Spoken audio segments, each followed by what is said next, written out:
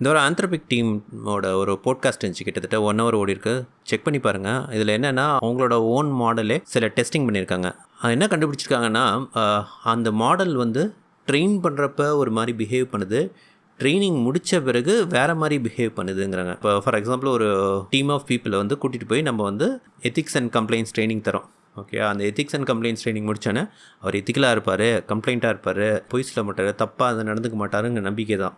ஆனால் அவர் வெளியில் போய் அந்த மாதிரி பிஹேவ் பண்ணுறதுக்கு சான்சஸ் இருக்குது. அதே மாதிரி இந்த மாடலும் தனக்குன்னு ட்ரைனிங் அப்போ மட்டும் நல்ல பிள்ளையாக நடிச்சிக்கிட்டு இருக்கு. ட்ரைனிங் முடித்து ரியல் வேர்ல்டில் போகிறப்ப அதோட சில அலைன்மெண்ட்லாம் பார்த்திங்கன்னா டிஃபர் ஆகுது. ட்ரைனிங் கொடுத்ததுக்கும் அதோட பிஹேவியருக்கும் டிஃப்ரென்ஸ் இருக்குது. இதை வந்து அவங்க டெஸ்டிங் பண்ணி ஐடென்டிஃபை பண்ணியிருக்காங்க.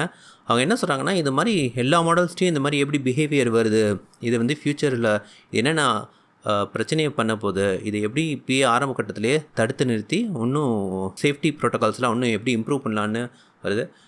முடிஞ்சால் அந்த பேப்பரோட லிங்க் டிஸ்கிரிப்ஷனில் போடுறேன், நீங்கள் தயவுசெய்து படித்து பாருங்கள்.